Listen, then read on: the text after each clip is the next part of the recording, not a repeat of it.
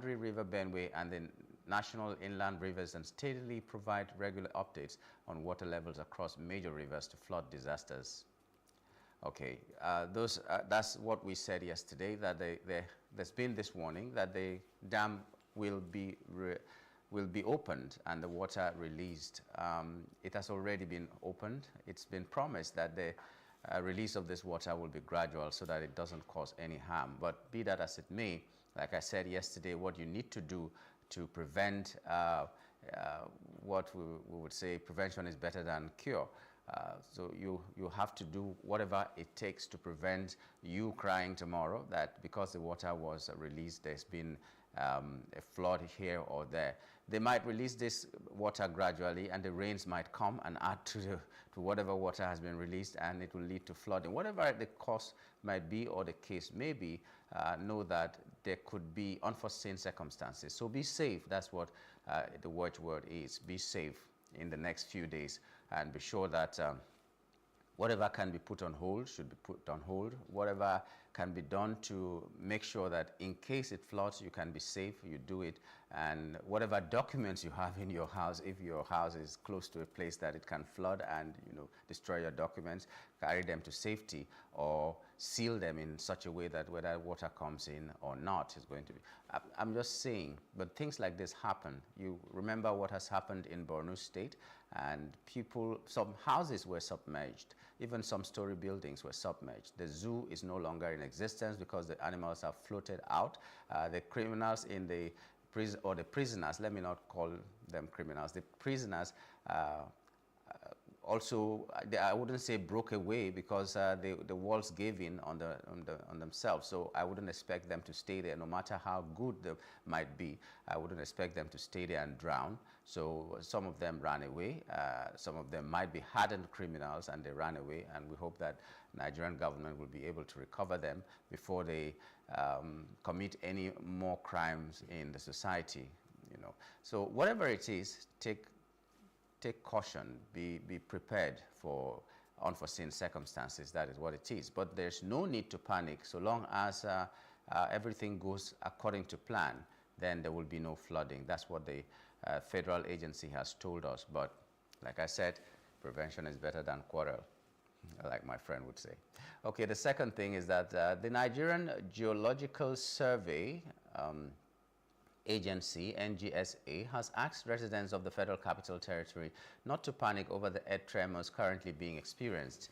In a statement released, the Director General of the agency, Professor Olusegun Ige, disclosed that NGSA monitored the tremors and found them to be low and did not pose any threat to the environment. The NGSA said its team also visited the affected areas for on-the-spot assessment of the events. From the accounts of the residents of the affected areas, the observations by the NGSA team and findings from earlier interpretations of the airborne geophysical data over the area and adjoining areas, it said the following conclusions were made: that the tremors are a result of accumulated stress along the identified faults and released seismic energy, which may have traveled through associated fractures to areas where the tremors were felt around the FCT. The intensities of the tremors are weak to light, ranging from 3 to 4 on the modified Mercalli scale, and pose a very low level of threat. The residents of Mpape, Katampe, Maitama, and other areas where the tremors were felt are advised not to panic, as the tremors can be generally described as low. The agency is keeping a close monitoring of the situation and will provide updates as may become necessary. It's still another case of prevention is better than cure. Whatever it is, be safe.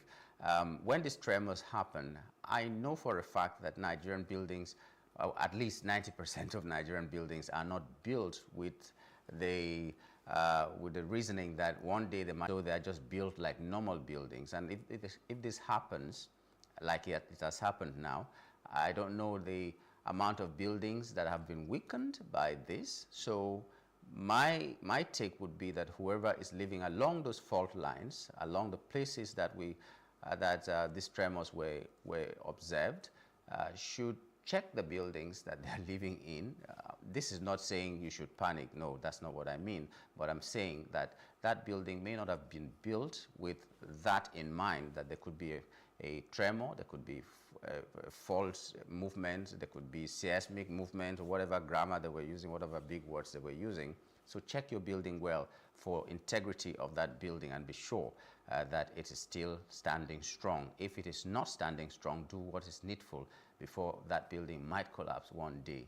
When tremor happens, it's not just something that we can say, okay, it has just happened, it's mild. It's mild, yes, but it has given you the opportunity to fortify yourself. And that's what I, as a person, am advising, not as an expert, but I would do that if I were living in those areas that have been mentioned where the tremors occurred. According to reports, as the days went by, because it didn't happen one day, it happened in a number of days. And the first day was very mild. The second day was a little bit more serious. The third day, like that, it was rising rather than going down. That's what it is. So what if it comes back tomorrow and something like that happens again? So check the integrity of your building and make sure it is safe for everybody who is living there, and then continue with your normal lives. And then listen carefully, attentively, whenever there are updates from the experts that are constituting the committee. I hope that the federal government has set, or the FCT agency has set. So they will be giving updates. Be sure to listen to the updates. Be sure to be knowledgeable enough to do the needful when the time comes. Okay, the final top trending issue I'd like to take this morning is that former military head of state, General Abdulsalami Abubakar, has warned that the economic hardship in Nigeria is getting out of control, and he urged the government to act fast. The hardship in the land is getting out of control, he said, and his residence, or at his residence in Minna, when he received the leadership of the Campaign for Democracy and Human Rights led by Abdullahi Mohammed Jabi. General Abdulsalami added that everybody is crying about this hardship, and it seems to be getting out of control. People cannot afford 3 square meals. The issue of transportation, the hike in fuel, the hike in school fees for children, and the lack of funds in everybody's pockets is making life difficult for everybody. Nigerians are suffering.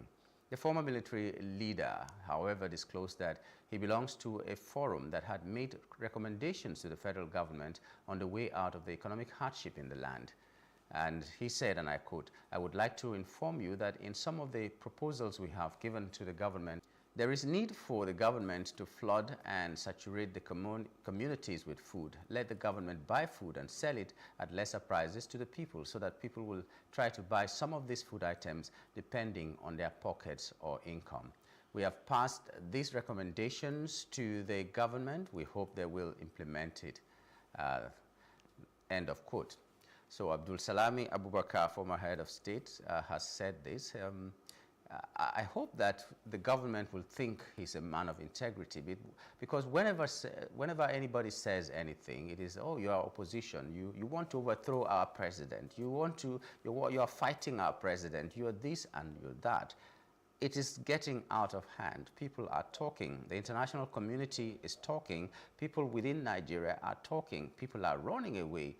Some of them, not because they want to get out of this country, but some of them have said it's better to brave the Sahara Desert. It's better to go to Libya. It's better to go to even countries that are war-torn countries than to stay in Nigeria. That's not a good thing. Some of us know only Nigeria. Some of us love Nigeria to bits, and we don't want to leave. Make life just meaningful for us to enjoy in our own country, that we are first citizens and not second-class citizens. We are first-class citizens in our country, and it is a very good thing to even wake up and think that you are so important. Just make life a little bit easier for us, and that is all. Now, when we're talking about CNG, for instance, he talked about transportation. We talk about CNG. There's no monitoring in any way that people who have even converted their buses to CNG are still carrying the same fare as the people who are using petrol. I understand that a kg of of CNG is about 300 naira or so, maybe 250 or so, and that it serves the same purpose as 1 liter could serve, of petrol could serve. And so if this is the case, then it means that these buses should be very, very cheap. But these buses are charging the same fare as the buses that are using petrol. And that's because you can't even tell the difference until you enter the bus and maybe see the cylinder in there. And then you cannot say, because your bus is like this or like that. So what is the solution? Government promised us a lot of buses. We have not seen enough of these buses that will take us not just within the state. I'm not talking only about Lagos, not just within any state, but interstate as well. So that if you want to travel, a lot of people live in Lagos, but their families are back home where they come from, and they need to travel from time to time. They can't do that because the fares are so high. You can't fly on air because that one is very crazy. And then you can't go on land because apart from the fact that it's very, very expensive, it is also dangerous. There are a lot of things that are happening in this country. And sometimes rebellion does not give notice. Rebellion does not give notice. So all these ones, on the 1st of October, we are going to do this. On the 1st of August, we are going to do this. There might be a time there will be no notice. There will just be one trigger, and we don't know where that can come from. So please, government, please, people who can speak to people to listen, people who have the power to make policies, people who are holding our destinies in their hands more or less, even though we know that our destinies are in God's hands, but people who have been given that responsibility to take care of us, do something about it. Don't look at everything as from opposition. Don't look at everything as being political. Sometimes past presidents will tell us that these are the things that need to be done. Maybe not because they were able to do those things by themselves, but because they didn't see them because they were in power. Now that they have left power, they can now see that those things were so bad, and they advise you. That's why we have parents advising their kids. It's not because they were very good in their time, but because they made mistakes they do not want their children to make as well. So it doesn't matter whether Obasanjo was the worst president we had on earth, whether Jonathan was the worst president we had on earth, whether whoever else was the worst president we had on earth. But they saw things, they have had experiences, and they have seen some of the mistakes that they made. So they have the experience and the right to say this thing should be done differently. Don't say when you were there you were part of the problem and this and that. And then there are people who have never governed anybody, but they're seeing these things because sometimes it's easier to point out mistakes when we are standing far. Just take, for instance, you're watching a football match and you can see Messi or Ronaldo making mistakes when you cannot play even half of what they do on the pitch. You can be the coach from outside because you're seeing very glaringly things that should have been done to make sure that goal enters or that tackle is done or something, but you're outside. So when people talk, I think whoever is in government should just objectively look at the criticisms, should look at the complaints and see what can be done, and then be humble enough to say sorry when you do wrong, be humble enough to retrace your steps when you see that your policy is not working, be humble enough to make the people know that you are truly a servant. And this is not just the president, this is not just the governor, this is for everybody. The president is a citizen of Nigeria, so we're talking to citizens of Nigeria, including you and me, who are we are not even close to the corridors of power.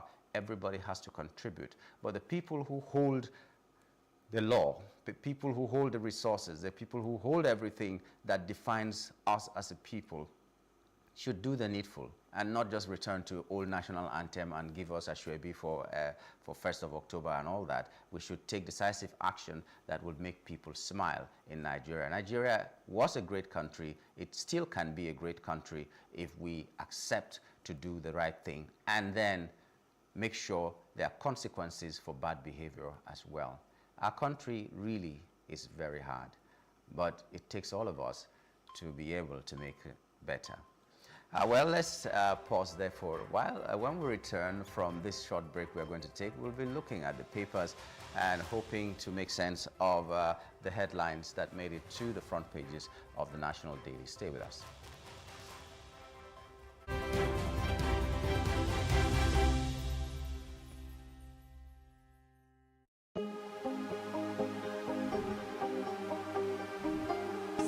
it. I will take you through this amazingness today.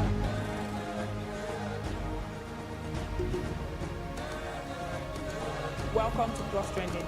I am Buki November, your host, saying thank you for joining us on today's episode. Welcome back. It's tea time on Plus TV Africa. Practice makes perfect. I'm not perfect yet, but I'm a lot better than I used to be. He's a king. He's entitled to marry 100 if he wants to.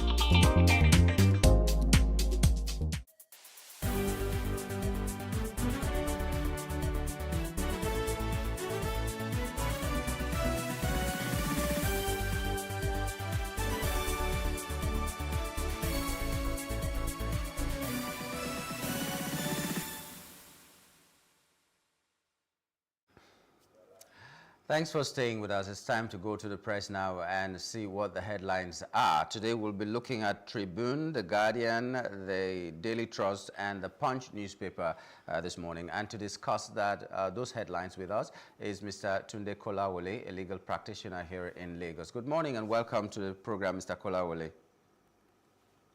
Good morning, my brother. Thanks for having me. Good morning. Okay, so we're starting this morning with the Tribune, Nigerian Tribune newspaper, and the leading headline is eventually a headline in all the newspapers. Drama as EFCC Yahaya Bello engage in game of wits. The writers are saying ex-governor honored commission summons left without being interrogated, according to the media aid. He is not in our custody. He remains a wanted man, according to EFCC. That rider is echoed in the Guardian newspaper that says Bello remains wanted. EFCC insists, lays siege to Kogi Government Lodge. In the Daily Trust, it also said Yahaya Bello remains wanted, not with us. And then in the Punch newspaper, Yahaya Bello, EFCC besieges Kogi Government Lodge. That is the story this morning. So I would like to hear from you. His legal team, his media aides are saying that he went to EFCC and then left without him being interrogated. And then the EFCC is saying he's a wanted man. He's not in their custody. They didn't tell us whether he went there and left, but they just said he's not in their custody. Maybe he actually went there and left without being interrogated. And if that's the case, why are they still calling him a wanted man when they had him in their grasp? It's really a laughable matter. These are very, very interesting times in Nigeria. And this cat and mouse game that is going on between Yahaya Bello and then the EFCC is not defined at all. It doesn't go well for the reputation of EFCC. And neither does it also go well for the reputation of Mr. Yahaya Bello. And of course, too, the court where its case is before may also take judicial notice of the game that is going on between the two people. This drama reminds me of what happened when the former governor of Bayelsa State, and it was Mr. Alamasia, who was wanted in London. In fact, he was under house arrest in London, and somehow he was able to sneak through the airport and then come back to Nigeria unnoticed by the British and by the British police and all the other security people. Could it be that, with due respect, that Mr. Yahaya Bello has some mystical power with which he could walk to the EFCC's office in Abuja and walk out without being detected or arrested? If you have been going to the EFCC office in Abuja, and also the one in Lagos there, you want to agree with me that it is difficult for a suspect to go to any of those offices and walk out without being apprehended. There are armed guards, there are close security, EFCC officials, there are layers and layers of security, CCTV cameras and what have you. But that is very difficult for anybody to go in there and go out. And it is wanted without being arrested, except he has a mystical power that is not good to any of us.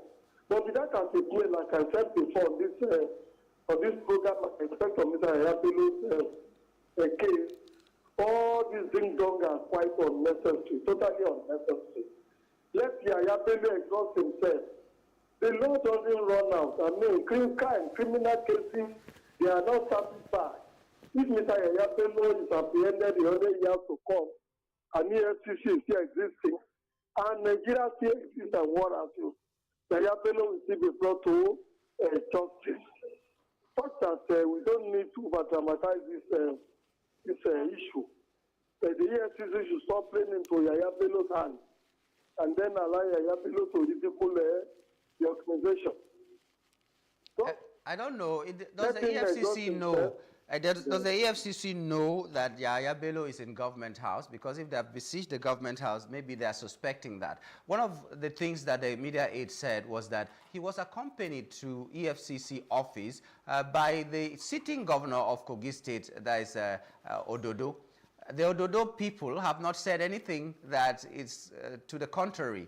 And then if this was what really happened, who is now telling lies? Are we saying the media aides and the legal team of Yahaya Bello is telling lies, or the EFCC is telling lies? How can we find out what a lie is, what the lie is in this whole issue? Well, I thought the picture that was circulating, which shows that the incumbent governor of Kogi State, Mr. Ototo, holding hands with Yahaya Bello and appears to be working majestically towards the FCC office in Abuja and what have you. If Mr. Yahaya Bello is in the government house in Kogi State, with the immunity that is conferred on Governor Mr. Ototo, it will not be appropriate for the EFCC to storm the government house in Kogi State and go and appear Mr. Yahaya Bello in the place. To the best of my knowledge, or in my humble opinion, a government house is like an embassy. They have some kind of immunity usually accorded them, and the respect that usually accorded them. The security men would not want to go in there, storm the place, and then begin to effect arrest, because that might be tantamount to trampling on the sovereign immunity of that hallowed ground, and then on the immunity that is conferred on Governor Ododo by the Constitution. As regards we have to know who is actually telling lies and who is not telling lies. Like I said, the EFCC facilities have CCTV cameras. The EFCC may want to look at the recordings of their CCTV and what have you, and see whether it was able to pick Mr. Yahaya Bello and Mr. Ododo when they allegedly visited the EFCC to be arrested and then interrogated. These things are not too difficult. There are also officials. There will always be officials of the EFCC. And then, of course, if Mr. Yahaya Bello, who has been wanted for a long time, is going to EFCC's office, you could be less assured that some of you people in the press and some other people in the public and others who probably would have gotten wind of Mr. Yahaya Bello's decision to now surrender himself to EFCC and go and lay siege to the place to be able to discuss whatever may transpire in the state. So like I said, it is important that we do not declare the decision of the EFCC. That we do not listen to that decision. It's also important that Mr. Yahaya Bello to remember that the person of being become a control. He becomes a statesman. Somebody should show due respect to institutions and also to the people of Nigeria with regards to the matters at hand. Yeah, Mr. Kolawole, I know there are a lot of other headlines that we need to deal with, but at least I need some clarity in this. The immunity given to the government, the immunity given to the governor, I'm digressing a little bit, immunity given to governors and presidents, does it cover government house or it covers the individual? Because if a serial killer, for instance, runs into the government house, does the security agency not have the right to go there, drag him out, and make him face the law? Because if that is the case, I don't know why, if at all, Yahaya Bello is in government house, that cannot be done. You have used the fact that it's like an embassy or all that, but does it really hold water that if he's a suspected criminal, he cannot be arrested so long as he's in government house? Well, Mr. Yahaya Bello is not a common criminal. He's not an ordinary criminal. Sometimes when the law supernatural criminal for certain things, what we usually go, the remedy we usually resort to is to look at precedent. Look at what has happened in the past. Look at the way and manner issues like this have always been handled. I made allusion to the issue of sovereign immunity or to the nature of the government house in respect of certain decisions of our court in the past. You remember the case of the General Obasanjo and the Secretary General of Police. You also remember when Mr. Babangida, General Ibrahim Babangida, was summoned to appear before the Okuta panel. In these two cases and another, the two former presidents or military head of state went to court, and the court declared the institution one appeal. And for the governors too, the governors have a kind of immunity that Mr. Perez also had. So if the court has in the past declared the president and two former heads of state institutions and all that, the governors who have the equal, the same kind of immunity will most likely, even when they are outside power, they look at with some respect. So it has never been the precedent in our history that the EFCC or the police will storm the government house or will go to Aso Rock and go and effect arrest in there. If a common criminal runs into the government house or the Aso Rock, it's merely the incumbent on the present occupant of the Aso Rock or the government house to turn out such a suspect to the law enforcement agency. And you do know there are also layers upon layers of security in Aso Rock and also in the different government houses all over the state of the Federation. If Mr. Yaya Bello is in Kogi State Government House and he has refused to turn out or surrender Mr. Yaya Bello to EFCC and all that for interrogations and all that, well, you also cannot effect his arrest. What is going to happen in that respect is that long after he has left office, you can bring a case against him with respect to the drama that is playing now, that he has aided and affected Mr. Yaya Bello, shielded Mr. Yaya Bello from the long arm of the law, and that they are also culpable aiding and affecting a criminal suspect, a suspect. He has aided and affected him from evading justice. So these are the issues. These are my understanding of the institutions and all that. We should not, because of the hanky-panky of the game that Mr. Yaya Bello is playing today, not restrain the government house, storm the government house, and begin to make the arrest in that place. We could also exercise authority a little while. When Mr.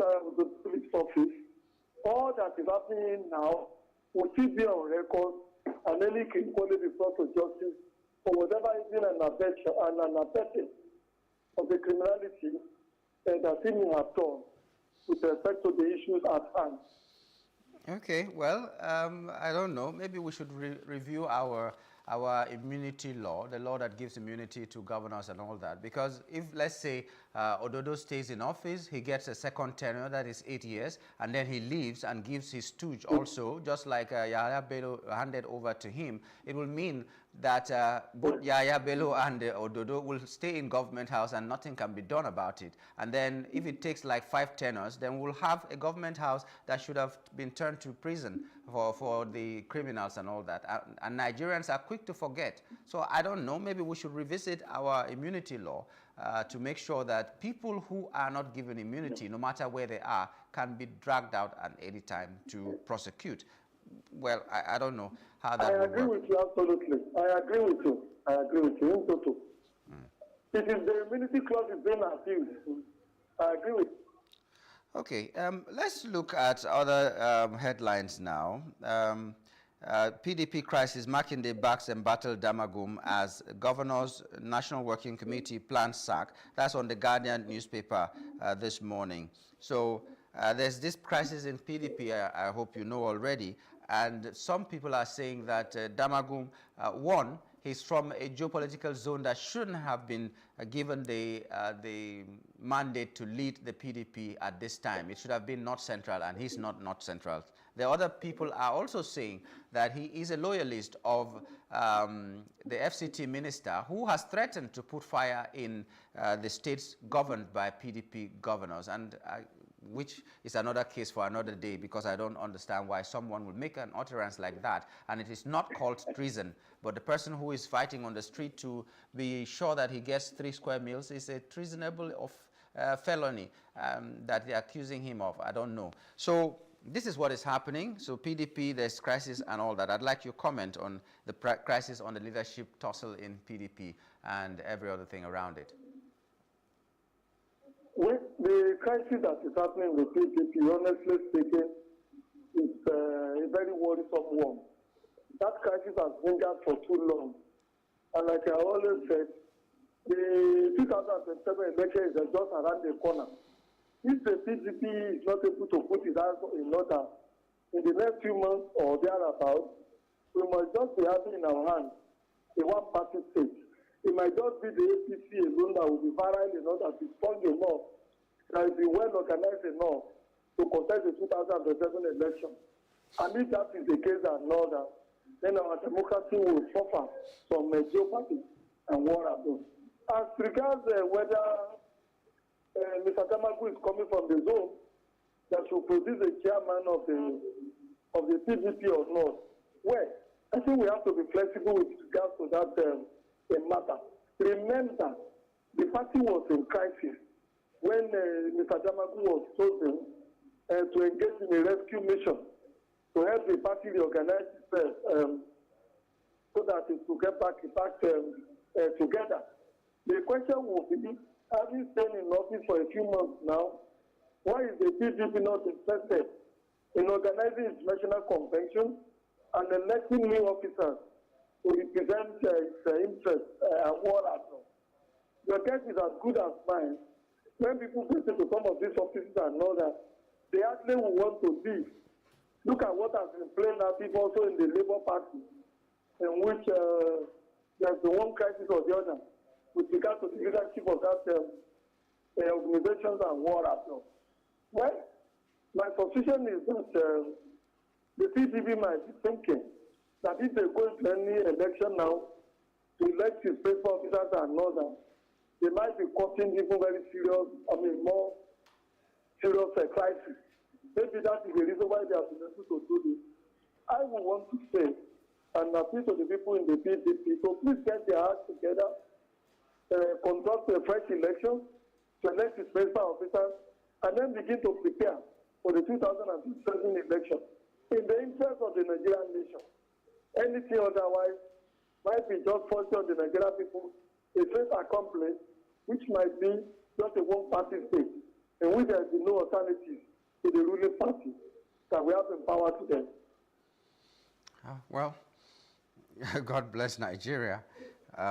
Edo polls, Edo polls, that's on the Punch. Edo polls, INEC deploys 5,000 beavers, 18,000 ad hoc workers. APC, LP tackle PDP over Obaseki's 1 billion naira grant to market women. NAV aircrafts arrive Edo with sensitive materials.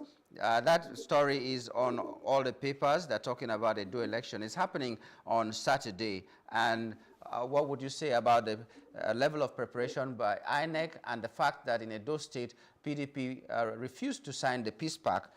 What impact that will have on the election itself?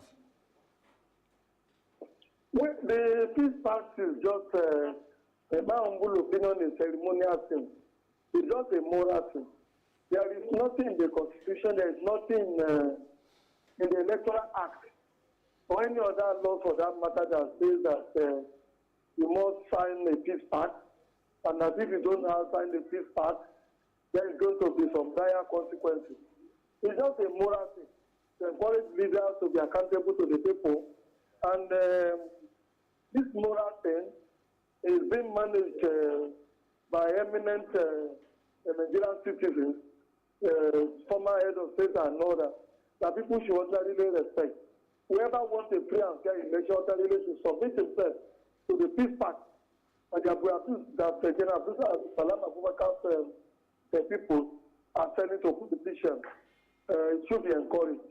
As regards Bibles and some of these other materials and what happened, I will also say I've read somewhere that more than 300,000 PVC have not been collected by registered voters in Edo State.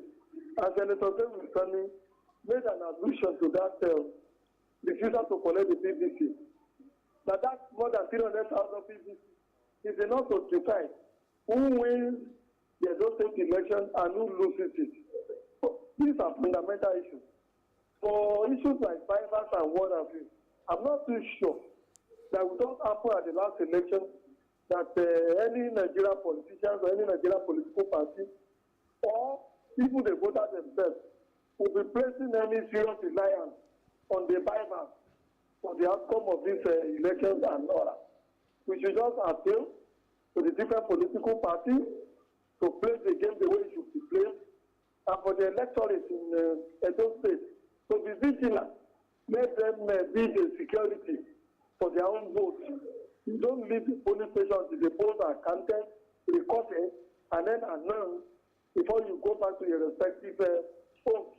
If they're able to provide security for their own votes and all that, the family will not need all these bypass and some of these other layers and layers of security that is that has been deployed in Edo State. With regard to the money that Governor Obaseki has given to the market women, well, except we are able to prove that it's being used to compromise the integrity of the election, there's hardly anything anybody can do about that. But we must remember that most times it is these market women and the ordinary people on the street who wake up in the morning and go to the respective polling booths to vote. The educated people most times hardly perform their civic responsibility when it comes to vote. So it may be a very subtle incentive for these market women and men to go out and vote. And remember, too, Mr. Obaseki has been mobilizing the civil servants in Edo State and telling them that if they don't vote for his candidate, all the gains that have been recorded, all the things that he has done for them within the last 8 years are going to be reversed by the APC if they win that election. So, also remember that providing inducement, any form of compromising the voters or the security people, is a kind of crime under the Electoral Act, the Constitution, and then the Criminal Code of the Federation. If it is shown that the money that the incumbent governor is supposed to pay is to compromise the integrity of the election, of course, himself and his candidate will have a case to answer at the appropriate time. Okay, just and all these things will become an issue before the different election petition tribunal that is set up with regard to this election that we conducted in Edo State today. Let's just be very brief. I have two or three other headlines now to just say in the small time that we have. Private employers paying below 70,000 risk jail. That's according to federal government. That's what they're saying about minimum wage, and they're threatening private employers paying below 70,000 and that they are going to risk jail. I don't know what you have to say about that. Minimum wage, even some states have refused to pay more than the 30,000 naira that they've been talking about since, or some people have not even paid 30,000 naira minimum wage from the stories that we hear. And now federal government is threatening the private sector, even when the promise of 70,000 in all the states have not been implemented. But the private sector are the ones that will start going to jail for this. I don't know what your take is on this. When you look at the minimum wage law and what have you, ordinarily the federal government should not even be making law for the state with respect to how much wage they should pay and what they should not pay. Because if you are running a federation, all these things should be left to the discretion of the respective states and what happens, because the resources that is available to the respective states and the federal government are not the same. The resources are also different from state to state. Say, for example, a state like Bayelsa, with just 8 local government, you probably get more money than a state like Oyo State, which has sense of a local government. And then, like you have rightly observed, there's also a guideline as regards who should pay the minimum wage. Usually it will be said that If an employer employs more than this certain number of employees, then such an employer is strong enough to pay the minimum wage. If you employ just one or two persons, and then you don't have the resources, I'm not too sure that the law has said they should pay the minimum wage, no matter what threat that the federal government might be making. And again, to remember, I'm not too sure that even whether the federal government itself has begun to pay this minimum wage across board in the MDA, in the Federal Civil Service, and the different agencies that people have all over the place. Then we should also remember the implication of making this a criminal offense for the private employers of labor in the country. So the federal government should be flexible with regards to this payment of minimum wage pay. Well, okay. Let's take another headline here, and this time, yes, Tinubu may merge MDA's scrap humanitarian ministry. Maybe the Rosanya report finally will be implemented in this. They are saying that he might just scrap humanitarian ministry and then he may merge MDAs. For the person who was saying that it's going to cut costs and then a lot of things will be reduced and ministries will be merged, now they're talking about him merging may merge some MDAs and scrap humanitarian ministry of all ministries. I would think that I thought they have started as. Remember, there was a time this issue also came up on your program, in which was it the Secretary of Government or whoever was said to have written certain letters to certain ministers and parastatals and MDs with regard to the structuring of those organizations in line with the Rosanya report that was made so many years ago.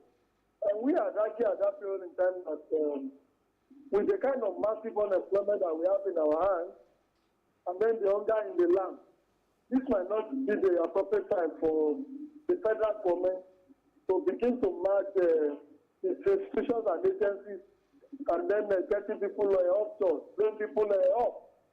The problems of unemployment and hunger in the land is just too much that the federal government should, as much as possible, refrain from engaging in such programs and projects all over the federation.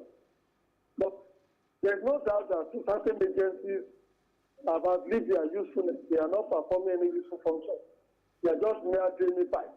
But the occasion, the circumstances, and the environment of Nigeria today will not also well for the rationalization of labor in any of the federal government, state agencies, or even the local government for that matter. Today, with 33, 35 unemployment in Nigeria and hunger in the land, what we should be doing is creating more jobs. We could encourage people to retire early, but not to begin to rationalize and match institutions, which will eventually lead to throw people out of their employment and earning a living for themselves all over Nigeria. For every employer of the state government or federal government that is laid off, 5 other people might suffer the consequences, either as their children, dependents, or relations. And then school fees, of course, would have to be paid in the different schools. The school fees are also going up.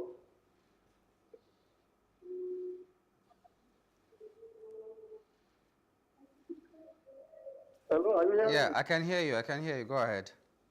All right. So, that's the little contribution I want to make with respect to that. Okay. Time is not auspicious for the federal government to start merging and then reducing the MTA of the federal government institution. Remember, too, the government that they want to start rationalizing these institutions not too long ago created the Ministry of something for livestock. Yeah. And then a minister appointed to that effect. These are contradictions in terms. We don't begin to rationalize our merge ministries and also begin to create more ministries in the same breath. Okay. Anyway, Okay, well, we've run out of time, and there are so many other headlines here, but we hope that the people watching us right now will grab copies of these newspapers for themselves or go to online and read some of these stories for themselves and see what is happening in our country. We'd like to thank you, Mr. Tunde Kolawole, for coming on the program this morning. Thanks for having me. Wish you a lovely day. You too. It's always a pleasure having you. We've been talking with Mr. Tunde Kolawole, a legal practitioner, and we were looking at the headlines that made it to the front pages of our national dailies. We couldn't even exhaust all of them, and like I said, I encourage you to get some papers for yourself and read up on what is going on in our country. You can do that by going to a newspaper stand. You can do that by going online. There are so many avenues to be able to read what is happening. Stay informed so that you can also know what to contribute to make our country grow bigger. We'll take a short break, and when we return, we'll take our first hot topic. Stay with us.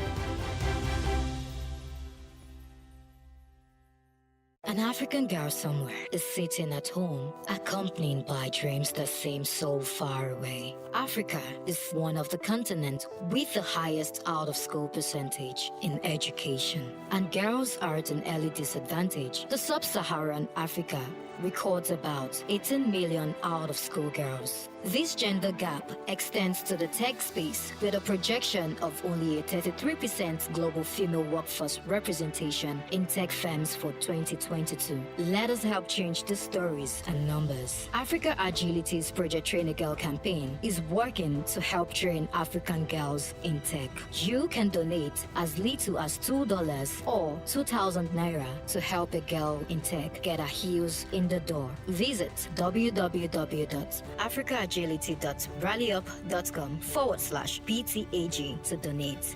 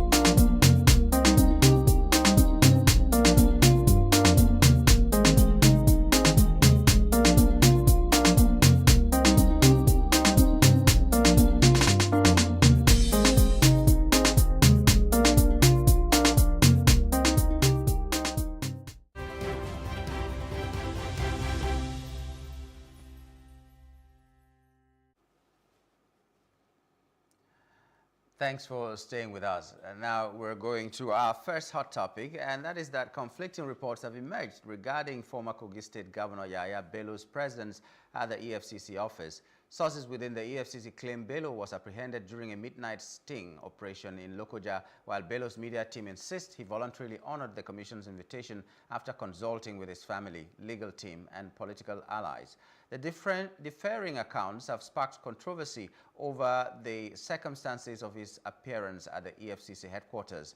And we also have information that right now the EFCC has besieged the government office in Kogi. We don't know what to even believe. Our guest this morning is Elvis Asia, a legal practitioner who is joining us to help us unravel the mysteries, as it were.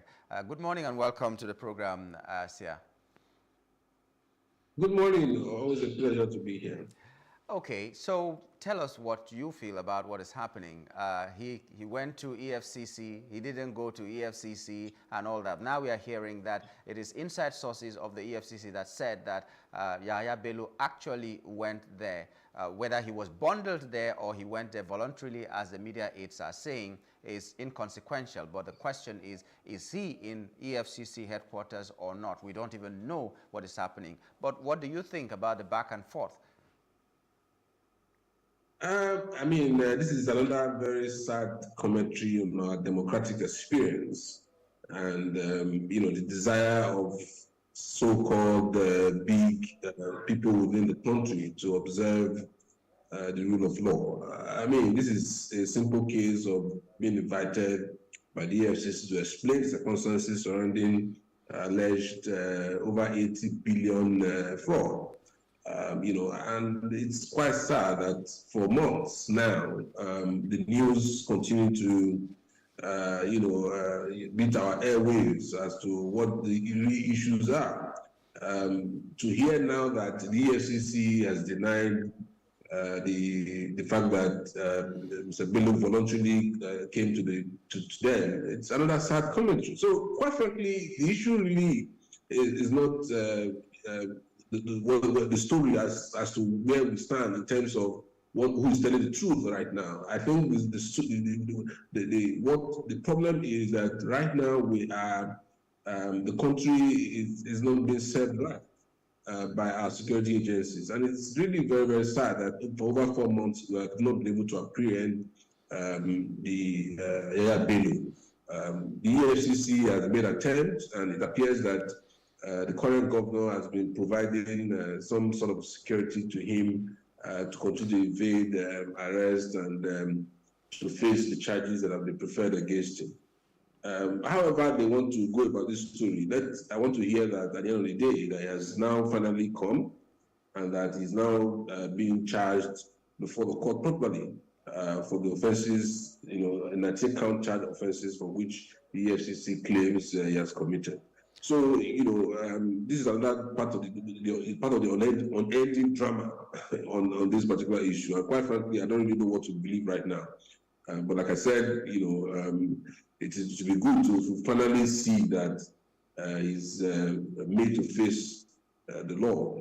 And quite frankly, I don't understand why this drama has been ongoing. We have had cases of former governors honoring the EFCC invitation, and it's obligatory on everybody, you know, as a law-abiding citizen to honor a proper invitation issued by a security agency. And to continue to see this drama is really quite sad, and it's a sad commentary on the rule of law and, you know, enforcement of the law in this country.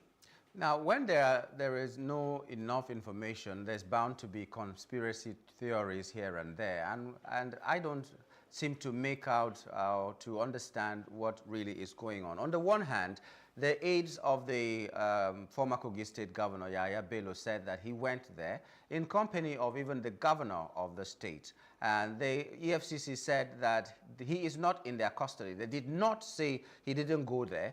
They just said he's not in their custody. Another report said the EFCC is now besieging the government house in Kogi. So the conspiracy theory is, if you are saying he's not in your custody and you're now besieging the government house, that means how did you find out that he is or he may be in government house if you didn't find that evidence that he came with the governor?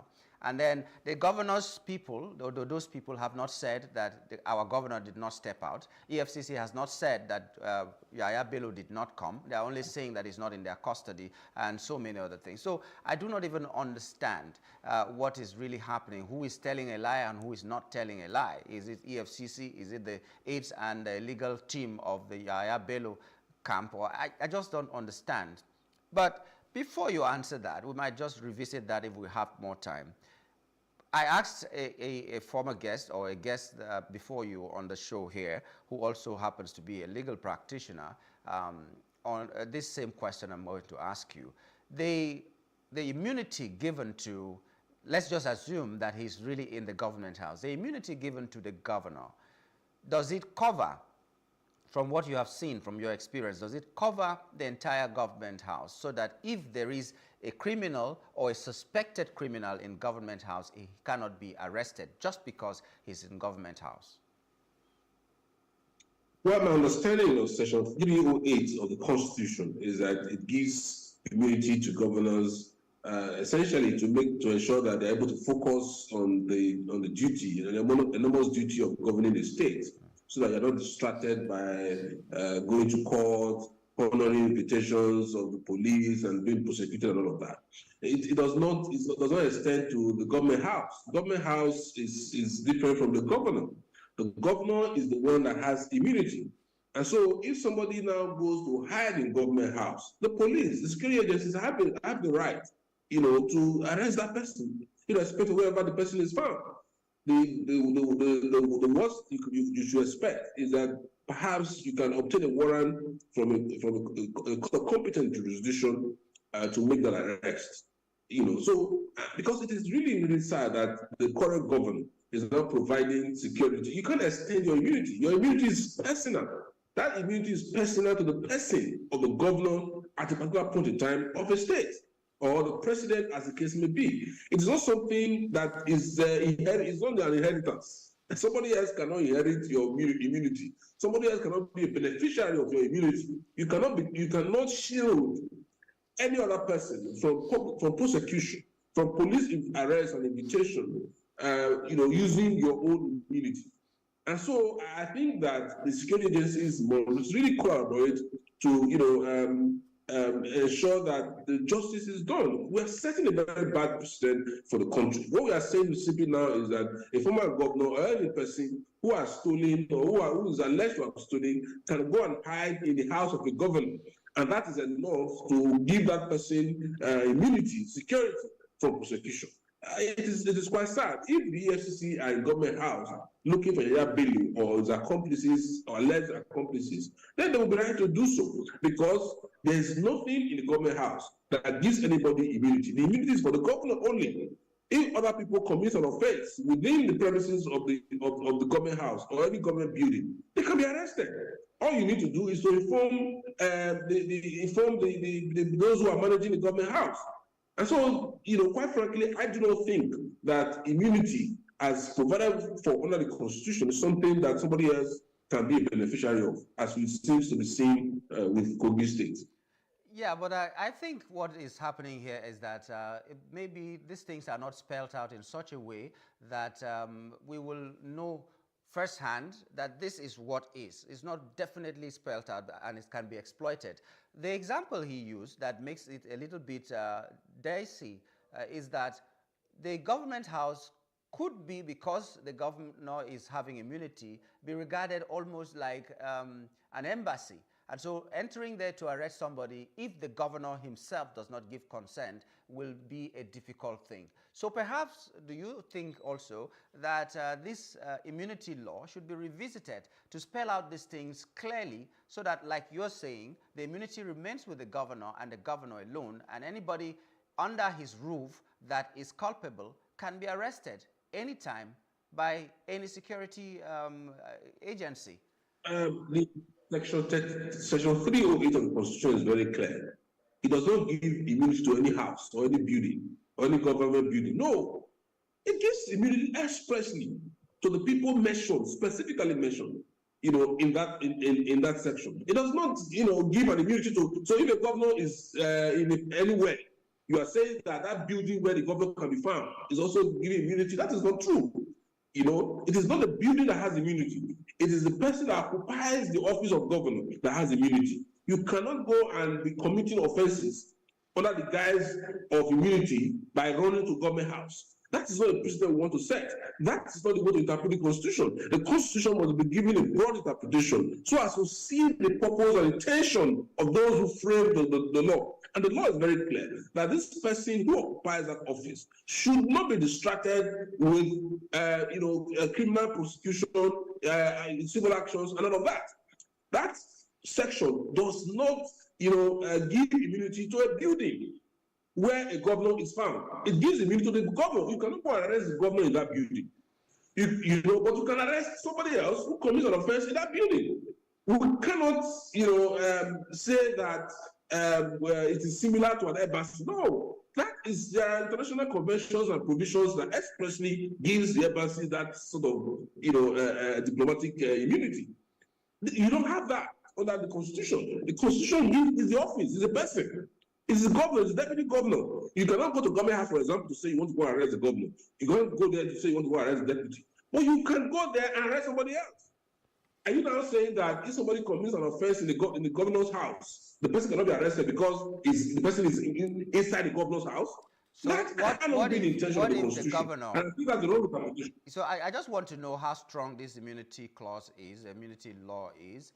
What if the governor does not give his consent? Can you enter the governor's house and then arrest somebody?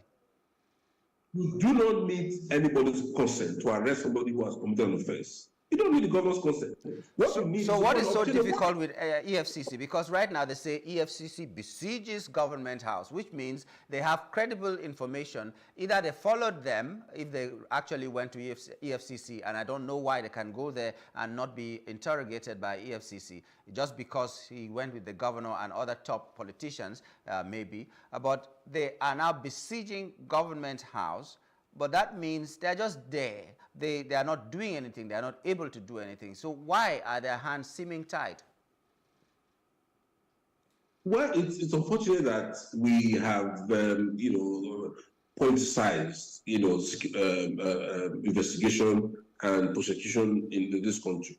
And you see, the security agencies must act together. There must be collaboration between all security agencies. There are security agencies at the governor's office or anywhere else. Any criminal person is found. This seeming inability or incapacity of EFCC is inexplicable within the confines of the law, because I believe that they have what it takes, legally speaking. Right now, they have also even gotten, the endorsement of the Court of Appeal. The Federal High Court has also ordered that this person to be brought. A warrant of arrest has been issued. Every security agency has the right to enforce that warrant, and wherever the person can be found.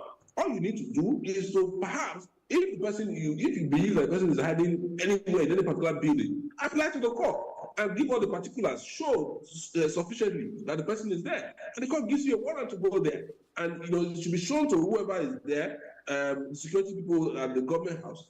They should bring out the person. They bring out the person. You cannot, allow the government house to become a sanctuary, for alleged felons, alleged persons who's alleged to have, connived to steal humongous amounts from the state coffers. That is not the intention of the Constitution. I don't think any court in this country, up to the Supreme Court, will interpret that provision of the Constitution in a manner to say that you need the governor's consent to go and arrest somebody else. You don't. You need the governor's consent. You don't need anybody's consent to arrest anybody else. Wherever the person can be found, you can do that if you get the appropriate warrant to do so. And like I said, the government house is not a sanctuary. It doesn't give anybody immunity. It only gives specific persons immunity.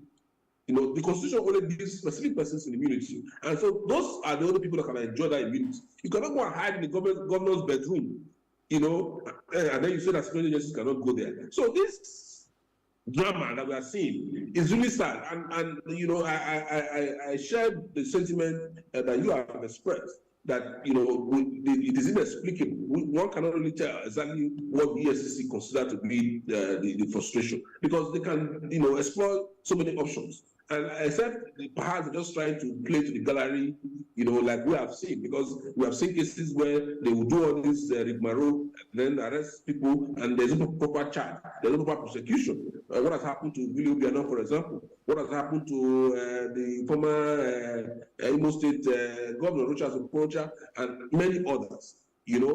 So for me, this seeming capacity does not have any legal foundation. It has to be something that's political. It has to be something that is a Nigerian kind of thing. There's no law that prevents the EFCC from arresting Yahaya Bello wherever it can be found. Okay, so I really don't know, or maybe it's the EFCC itself whose laws are not strong enough for them to invade any house and arrest somebody.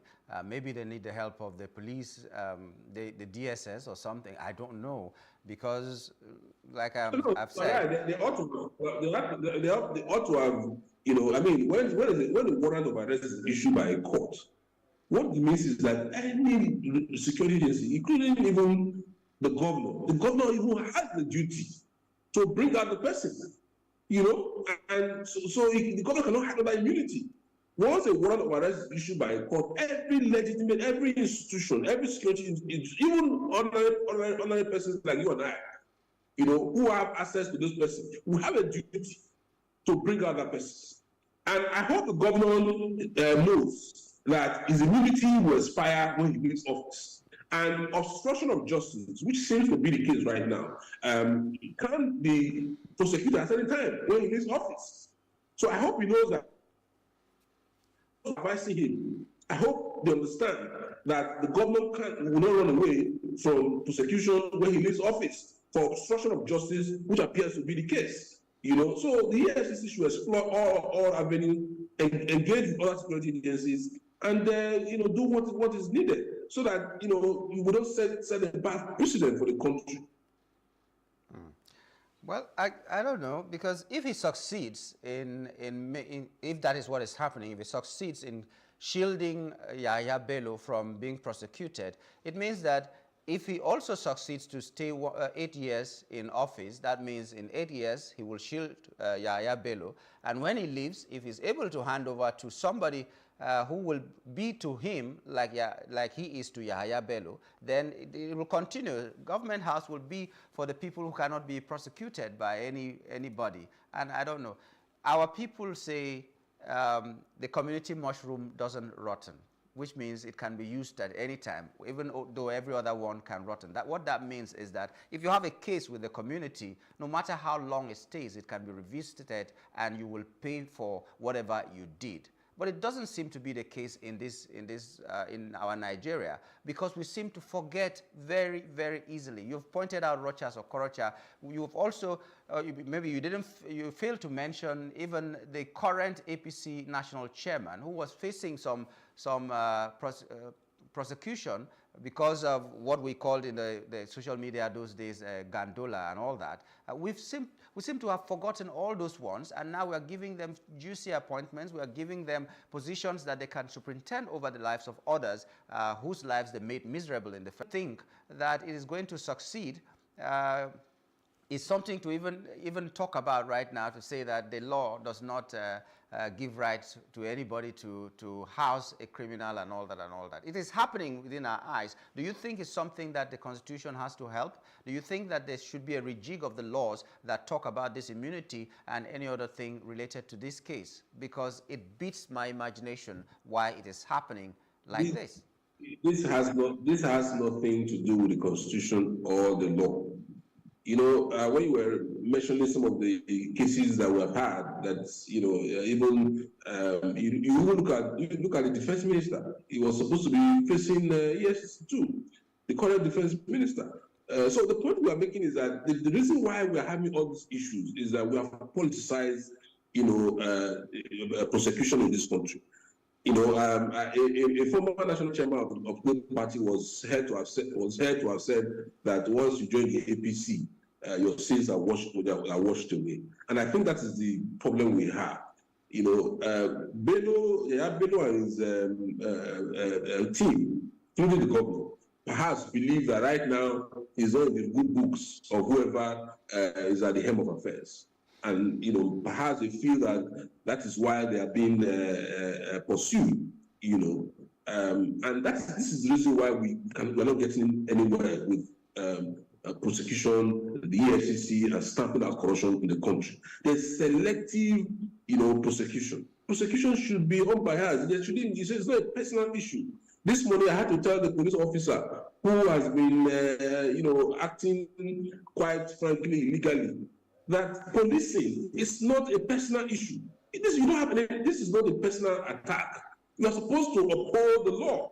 And so, because we are not doing that, because we selectively apply the law to emasculate and subjugate those who believe are not in our camp, that is why we're having all of these challenges. This has nothing to do with the law. It has to do with the Constitution. The Constitution is very clear. Section 308, like I said earlier, is very clear as to who is the beneficiary of immunity. Not a building, not any other person, not somebody, not an extended family, not even his wife. If his wife commits an offense, a governor's wife commits an offense, the governor can be arrested in his bedroom. That is the way we are seeing the law. And I think there's nothing else, there's no interpretation other than that can truly reflect the intention of the law. So the law is not really the issue. The problem is the way and manner we apply and enforce the law in the country. We enforce the law against our enemies. When our political allies commit offenses, we use it as a tool to, bring them to close to us so that they can answer us, and then you step down the prosecution. You say their sins are forgiven. And then when other people who are not in the good books or who are perceived not to be in the good books of those at the helm of affairs are, mentioned with respect to any crime, then you begin to act like this. This is why we are having this challenge. The law should be enforced irrespective of who is involved.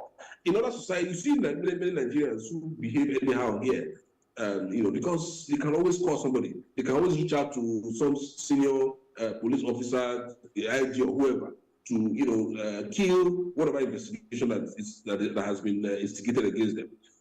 So that is the problem. It's not the law. Even if you amend the constitution from here to heaven, or you get a new constitution like some of us have advocated, it's not going to solve that problem. It's a political human problem that we need to deal with. We must understand that, for any society to escape the kind of challenge we are facing right now, the law must be enforced, without fear, without fear of favor, without fear of relationships. Until we begin to do that, we're not going to have the kind of society that we want to have. And so this drama that we are seeing right now is exactly what is playing out. It has nothing to do with the law. The law is there. In fact, like I said, a warrant of arrest as has been given, if they can be executed by all security agencies, including those who are even now shielding him, because he has security people, the police people around the governor and other people around, who is that he's using. So this is not about the law. It's about our lack of political will to enforce the law the way it should be. We enforce the law selectively. Until we stop that, we are not going to get out of this rather sad situation. Okay, well, I don't know. How would you rate the EFCC generally now? How would you rate them in their operations in this country? Well, the EFCC hasn't given me any reason to believe that they are actually serious with fighting financial crimes. Yes, I've had engagements on with clients and all of that. I see, the effectiveness to a very large extent compared to other security agencies. But when it comes to these high-level cases, fighting corruption in the country, we have seen that, they play to the gallery. Even this Bello thing that we are seeing, for example, at the end of the day, they might not even have had a proper investigation that would nail whoever they are charging for these offenses. And so at the end of the day, you see that many people charged by EFCC are discharged on no case submission in the courts. So it just tells you that we are wasting effort, we're wasting resources on the agency that has shown largely incapacity in proper investigation and prosecution. It is not enough to just accuse people of stealing, we are recovering debt funds and all of that. But how many of these cases can stand the test of time? How many of these cases can stand the court? If you don't do proper investigation without any prompting from any quarters, most of these cases at the end of the day will end up not sticking. And you now blame the judiciary for dismissing many of these charges on no case submission. So, the EFCC must, put in much more effort in putting up a solid case so that whoever is charged there will be sufficient evidence before the court for the court to convict. So in the absence of conviction, you're not going to stamp out financial crimes. You're not going to stamp out corruption because there is nothing preventing people. Because I'm even surprised that the Yahaya Bello is worried, because if you look at what we have seen, like some of the stories we have mentioned earlier, it is clear that the FCC might not eventually be able to do proper prosecution. There's something they are not telling us on this particular case. We have seen so many cases of arrest, and we hardly see conviction. People that are being convicted are the honorary Nigerians who perhaps are into crime, although crime cannot be justified under any guise. But they are into crime because of the lack of opportunities and employment. The poor people within the society, they are the ones that they are convicting every day. But the governors who are said to have stolen billions and billions, monies that should be enough to fix our refineries, money that should be enough to fix our roads and fix power, and cushion the impact of the global economic problems that the world is facing right now, which has further pushed people to hunger and starvation in the country. We are not doing much in that regard because we just politicize it. So until we really do proper investigation and proper prosecution, the FCC has not really shown enough leadership in convicting in high-profile cases. Okay. We hope that we will get that Messiah one day. Like it is on the social media now, we already have Pharaoh. We need a Moses, whoever will be that Moses, that will revamp our institutions. Like they say, institutions should be stronger than persons, but right now it's persons that are stronger than the institutions. So we don't know. May God help us in this country. Would like to thank you, Barrister, for coming on the show this morning. It's always a pleasure having you join us to talk on some matters. Thank you for having me on the program. Okay. So we've been talking with Barrister Elvis Asia, a legal practitioner. We were looking at the back and forth with the Yahaya Bello case. He went to EFCC. He didn't go to EFCC. He was arrested. He went voluntarily. We don't know what to believe, but we already know that the prosecution has not started. Maybe he's really not with the EFCC, and we're wondering why it is taking so long to arrest just one man. If Nigeria could arrest Umaru Dikko, and it was just fueled because of a few things, they went overseas to arrest Umaru Dikko. If not for the intelligence of that country, he would have been shipped in a box to Nigeria to face the music. But within Nigeria, they cannot arrest one individual. It's very debilitating. Well, we'll take a short break. When we return, we'll be talking about the Sickle Cell Awareness Month, which is in this September. Stay with us.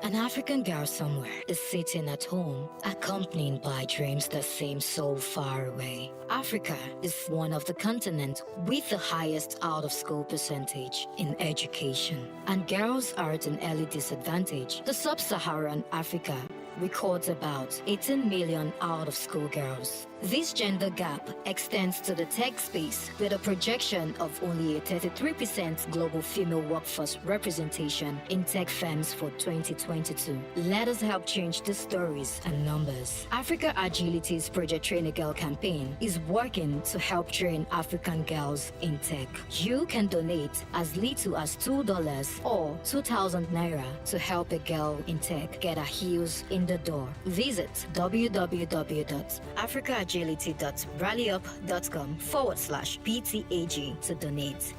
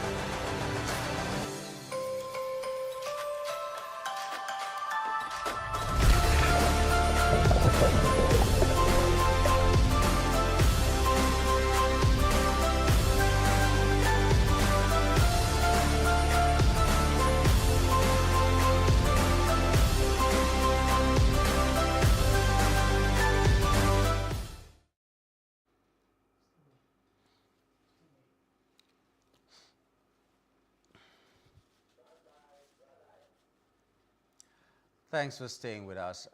This month focuses on educating communities about sickle cell. Sickle Cell Awareness Month, observed in September. It aims to increase public knowledge about sickle cell disease, a genetic blood disorder that affects millions globally. It focuses, like I said, on educating communities about sickle cell disease impact, promoting early diagnosis and treatment, and advocating for research and support for those affected. The goal is to reduce stigma, improve healthcare access, and enhance the quality of life for individuals living with sickle cell disease. Our guest this morning is Mr. Okocha Afamefuna, a public health physician in the Lagos University Teaching Hospital. Good morning and welcome to the program, Dr. or Mr. Afamefuna.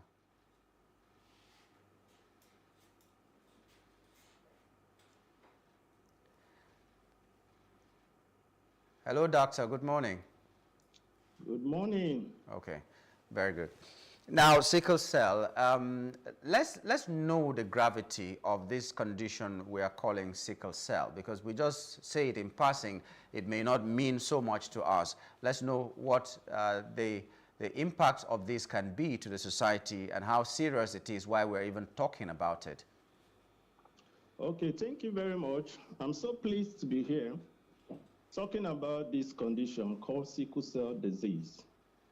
In fact, sickle cell disease is a global public health concern, but it is predominantly found in sub-Saharan Africa. And it may suffice you to know that Nigeria is the epicenter of this disease. Now, do you know that every year 300,000 newborn babies are born with sickle cell disease globally? Out of these 300,000 newborns with sickle cell disease, Nigeria has about 100,000 out of these 300,000 globally. Just Nigeria alone harbors about 100,000 newborn babies with sickle cell disease on an annual basis. Now, out of these 100,000 newborn babies, do you know that about 50 to 90% of these children don't go beyond their 5th birthday? You understand what I mean? So imagine a situation where you have 100,000 babies born with sickle cell disease, and about 50 to 90% of these babies die before their 5th birthday. That is huge. That is huge. So it is actually ravaging our people. What is sickle cell disease? Sickle cell disease is a genetic disease because there is a lot of socio-cultural beliefs about the cause of sickle cell disease. And this adds to the stigmatization of our dear patients because of the myths, people have about the cause of sickle cell disease. Some believe it's caused by witches, by wizards, and all of that. But just to focus on the question you asked, that is the burden. In Nigeria, we have like about 2 to 3% of our population living with sickle cell disease. So if we assume that Nigeria is 200 million people, for instance, then take what 2 to 3% of that population means.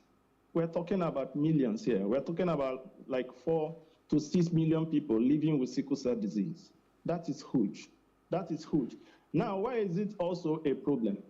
You find out that these individuals are frequently being admitted because of the crisis, because of the kind of challenges they go with their health. So you find out that there's frequent hospitalization, leading to frequent absenteeism in schools, at work. You can imagine, leading to repeated classes, probably loss of job. Because if you keep telling your boss, today I'm sick, I'm admitted, tomorrow you're sick, you'll be fired. You understand? Then talk about the stigmatization. I was with some of them yesterday because I happened to be carrying out a research among them. You can imagine the psychosocial issues they are having.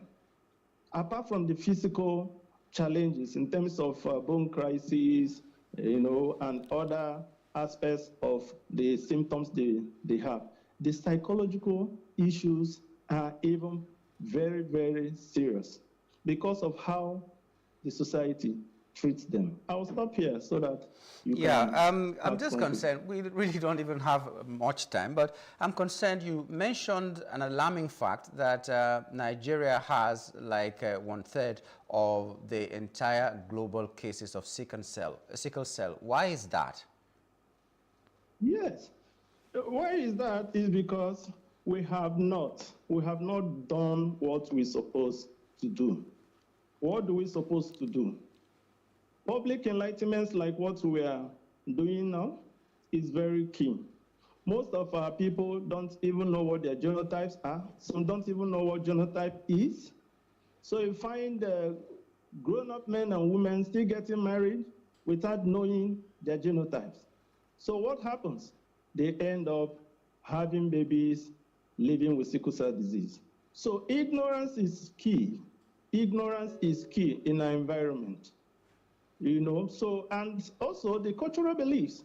People don't want to know that it's a genetic disease.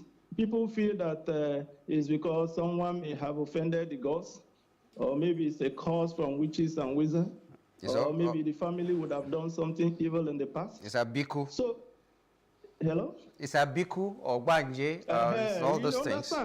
Yes. So because of this, they trivialize this. Let me shock you that even so-called graduates, we still see so-called graduates getting married without knowing their genotypes. So it is the ignorance that is the key factor. And so every year we keep having babies, living with sickle cell disease because people are ignorant about it, people have myths about it, and they don't want to do something about it. It's a simple test, screening test that you can just do, and you know your genotype. When you want to get married, we've also known cases of people going to hospitals and being misdiagnosed. Do you also think it could also be a problem of where these people get tested to find out what their genotype is and it's being mixed up somehow? Or are you saying the whole blame is on the people and the health institutions do not have any blame? No, I'm not trying to say that. That's a factor too. That's a factor too, and that calls for proper training, of our healthcare workers. Truly, the point you mentioned, has been documented, where people were misdiagnosed, and they tell you, doctor, when I carried out my genotype, I was told that I am AA or something. But how come that I am AS now? I can't imagine. So it's a factor. It's a factor. So what can be done now that we're creating this awareness? What needs to be done by both the citizens and the government as well? Yes, everybody has a part to play. Let me start with the government. We have policies about sickle cell disease. How functional are these policies? How well funded are sickle cell control programs in Nigeria? My dear, it's not optimal. So that is one. Secondly, we need to engage communities, community engagement to dispel the myths about sickle cell disease. Thirdly, we need to carry out massive campaigns to let people know that there is need for them to know their genotype before getting into marriage. There's also need for training and retraining of the healthcare workers. Training and retraining of healthcare workers. So I'll stop so far if you have further questions. Yeah, that's all on the part of government. What about the people? Especially when we see someone with sickle cell, how do we relate with that person? What are the things that the person may likely need so that we know how to live with them and help them manage their life in such a way that they will live long? I've seen some of them who have gone beyond 50 even, and they have sickle cell. It's part of, campaigning for proper knowledge of what the condition is.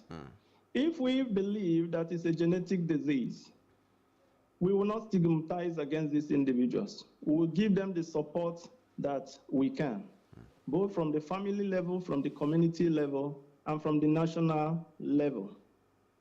You have 1 minute remaining. To be able to contribute, in terms of living with people who have sickle cell disease. Because if you just know that, some people even think that it's infectious.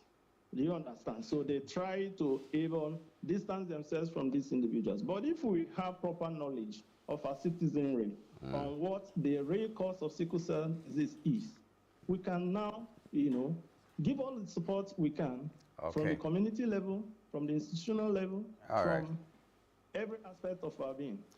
Okay, we do hope we'll get to that point. Yesterday I was talking with someone that someone with sickle cell brought a cake for us, and then he said, what am I going to do with a cake that is coming from a sickle cell person? So he believes that it is contagious and all that. We need that education so much. But would like to thank you at this point, Dr. Afame Funa, for coming on the show this morning. It's been really enlightening that you have been able to talk to us and show us some things or tell us some things about sickle cell. Thank you so much.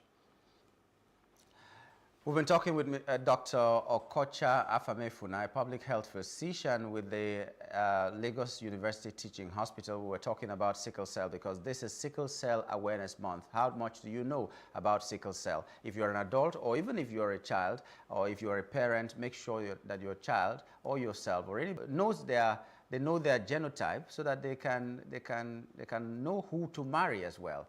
For instance, they say AS cannot marry, SS cannot marry, but AS can marry, even SS can marry because they are not likely to give birth to a sickle cell person. So whatever it is, know your genotype, know the genotype of your partner, and maybe we will reduce it. 1/3 of the population of sickle cell births in the world should not come from our country, Nigeria. We are too educated for that. So do something about it. Government on your part, do your own, and the citizens know that it's not contagious. You can also live with that person and make sure that they have a very good life because of your knowledge about what sickle cell is all about. This is where we'll wrap it up on the show this morning. It was a pleasure being with you. We do hope that you had a wonderful time as well and you learned a lot. We hope that you will rejoin us tomorrow for the Friday edition of The Breakfast. In the meantime, my name is Nyamgul Agaji. Stay fit, stay out of trouble.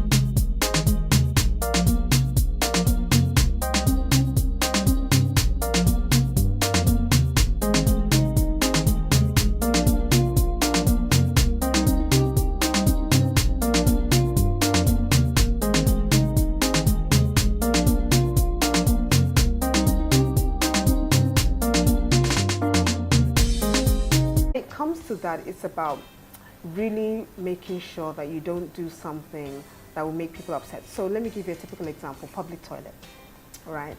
You want to walk into that washroom nice and clean.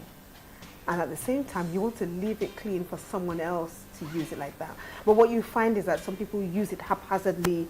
They don't care about who's coming in next. And of course, people are disgruntled by the way the place is dirty, not kept well. And of course, we have a problem there, health and hygiene, right? That's a public place. When you think about the airplane, for example, same thing as well. You are on the plane and you have children, and the children are making a whole lot of noise. You're disturbing the elderly people and other people who are sharing the same space with you. So when you're on the plane, you have to be mindful of other people that are going to be using it. So even when you're sitting down, it's a confined space, right? So you don't want to disturb other people. You want to make sure that you have a smooth ride without upsetting anyone while you're in that public space. What about when you're at the cinema as well? You know, a cinema is a place where, and a library, where you have to keep quiet. You don't want someone to keep telling you, shh, shh. What does that mean? You're not supposed to use your phone when you're in such places, like a library, for instance. Then you're in the supermarket as well. A whole lot of things. Many places where people are, I won't say maybe ignorant of other people, right? They think they're in their home. So you're in a reception in a restaurant, or you're in the reception of a hotel.